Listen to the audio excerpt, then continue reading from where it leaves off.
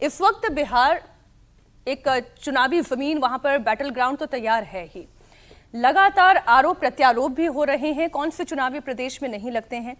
लेकिन प्रधानमंत्री नरेंद्र मोदी की मां के लिए अपशब्द का इस्तेमाल होना और विपक्ष के मंच से इसका इस्तेमाल होना, ये एक बड़ा सियासी मुद्दा बन गया है। बीजेपी आज सड़क पर है। पटना समेत बिहार के कई शहरों में प्रदर्शन हुआ है। प्रदर्शन की कमान बीजेपी की महिला नेताओं ने संभाल रखी है। महिला नेता इस वक्त सड़क पर धरने पर बैठी है, हाथों में पोस्टर है। राहुल गांधी, तेजस्वी यादव से माफी मांगने की मांग है और उनके खिलाफ नारेबाजी है। इसमें बीजेपी के पुरुष कार्यकर्ता भी शामिल हैं।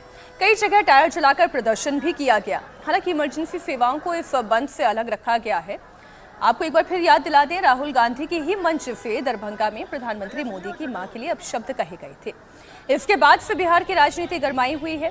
जब ये हुआ था, प्रधानमंत्री मोदी चीन के दौरे पर थे। जब वो लौटे तब उन्होंने विस्तार से अपनी बात रखी, बड़े व्यथित भी दिखाई दिए और उसके बाद बंद की कॉल भी आई। अभी तक देखें, जितने सीनियर लीडर्स हैं उन्होंने एक तरह से चुप्पी साध रखी है। लेकिन हाँ, ये जरूर है कि बीजेपी ने इसे बड़ा मुद्दा बनाया है। इसमें जो बाकी और दल हैं वो भी शामिल हो रहे हैं, यानी कि सरकार के साथी दल जो हैं वो भी शामिल हो रहे हैं। जेडीयू की हम बात कर लें, एलजेपी की भी हम बात कर लें। हम सबसे पहले आपको सुना देते हैं इस पूरे मुद्दे पर रविशंकर प्रसाद ने क्या कहा और उसके बाद फिर चर्चा को आगे बढ़ाएंगे। हम लोग सभी सड़क पर हैं, लेकिन महिला मोर्चा के पीछे हैं हम लोग। ये कार्यक्रम हमारे महिला मोर्चा का है, जिनके आह्वान पर यह कार्यक्रम हो रहा है।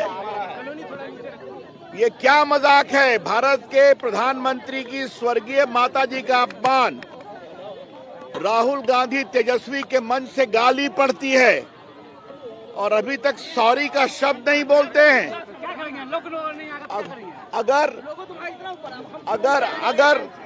हमारा दूर का भी कार्यकर्ता होता तो हम कार्रवाई करते। हमारे संस्कार नहीं है।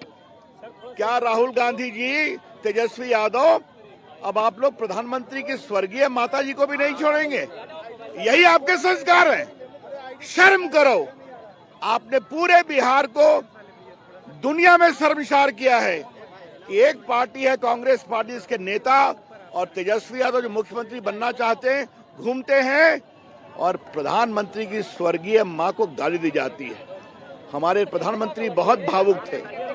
हमारी सभी बहनें यहाँ पर हैं, तो आज सभी में गुस्सा है, बिहार के लोगों में गुस्सा है। और हम लोग बीजेपी के बिहार बंद और प्रोटेस्ट पर लालू यादव ने एक्स पोस्ट पर लिखा। लालू यादव ने लिखा कि क्या प्रधानमंत्री मोदी ने भाजपाइयों को आदेश दे दिया है कि आज पूरे बिहार और बिहारियों की माताओं, बहनों और बेटियों को गाली दो। गुजराती लोग बिहारियों को इतने हल्के में ना लें। ये बिहार है। बीजेपी के गुंडे, मवाली, सम्मानित शिक्षिकाओं, राह चलती महिलाओं, छात्राओं, गर्भवती महिलाओं, बुजुर्गों और पत्रकारों को गालियां दे रहे हैं। उनके साथ हाथापाई कर दुर्व्यवहार कर रहे हैं। क्या ये उचित है? तो वो जो उन्होंने ट्वीट लिखा है वो भी मैं आपके सामने रख दूंगी, लेकिन ये तस्वीरें आपके सामने हैं, ये मसला आपके सामने। ये देखिए, मामला महिलाओं की अस्मिता का था, लेकिन इसे बिहारी वर्सेस गुजराती कर दिया।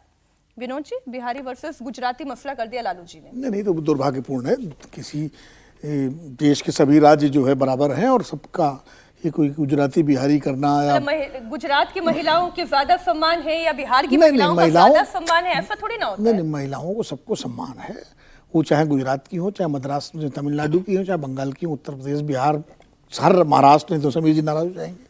सबका सम्मान बराबर है और होना भी चाहिए। और इसी तरह माँ, चाहे वो प्रधानमंत्री जी की हो, चाहे वो राहुल गांधी की हो, चाहे नीतीश कुमार की हो, चाहे तेजस्वी यादव की हो, चाहे रविशंकर जी की हो, हमारी आपकी सबकी माँ जो है उनका सम्मान होना चाहिए। उसमें कोई किसी तरह का मतभेद है ही नहीं। और एक राजनीतिक मुद्दा बीजेपी, देखिए, जिस दिन प्रधानमंत्री जी ने अपनी पीड़ा व्यक्त करते हुए कहा था जहाँ जहाँ ये आरजेडी और इनके लोग जाए महागठबंधन के, वहाँ उनको नारा लगाएं कि हम नहीं सहेंगे, तो उसी दिन साबित हो गया था कि भारतीय जनता पार्टी अब इस मुद्दे को लेकर ज़्यादा आक्रामक तरीके से प्रदर्शन और धरना करेगी। वरना अगर प्रधानमंत्री जी आह्वान नहीं करते तो शायद एक आध दिन करके वो छोड़ देते।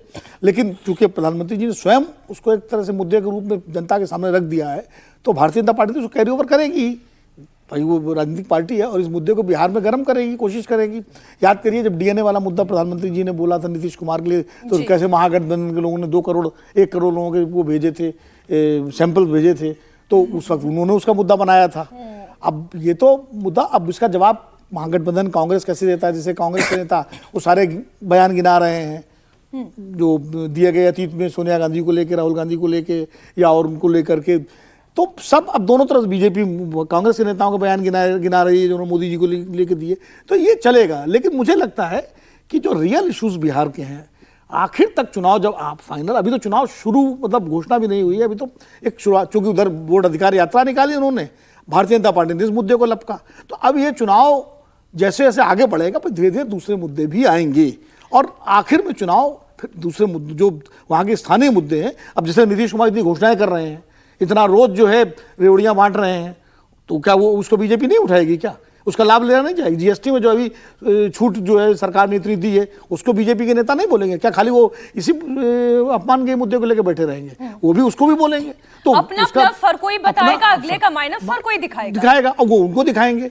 लेकिन मैं जीएसटी वाले पे जो आपने पिछली बार मुझे देखिए, जीएसटी जो है 2002 से ये इशारा आया, सही बात है, लेकिन 2002 में भी गठबंधन की सरकार थी और 2004 से लेकर 2014 तक भी गठबंधन की सरकारें थी।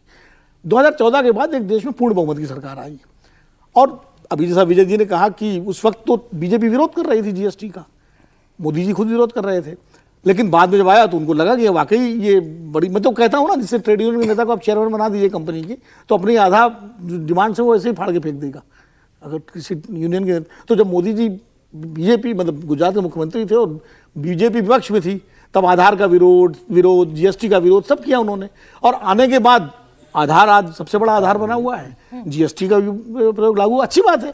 देखिए, जो देश हित में चाहे नीति किसी की रही हो, अगर उसको कोई सरकार लागू करती है तो स्वागत किया जाना चाहिए। अब रही बात इसकी, पहले जैसे बड़ा कॉम्प्लिकेटेड किस्म का जीएसटी था जिसको गब्बर सिंह टैक्स विपक्ष कहता था, तो उसको अगर उसमें सुधार किया गया है, 8 साल बाद किया गया, लेकिन किया गया कम से कम, तो मुझे लगता है विपक्ष को भी इस बात का श्रेय देना चाहिए कि यही कहना चाहिए कि देर सही लेकिन सरकार ने उनकी बात मानी तो हम उसका स्वागत करते हैं। लोकतंत्र में मुझे लगता है जो जनहित का काम करे कोई भी सरकार, उसका स्वागत पक्ष विपक्ष दोनों को करना चाहिए।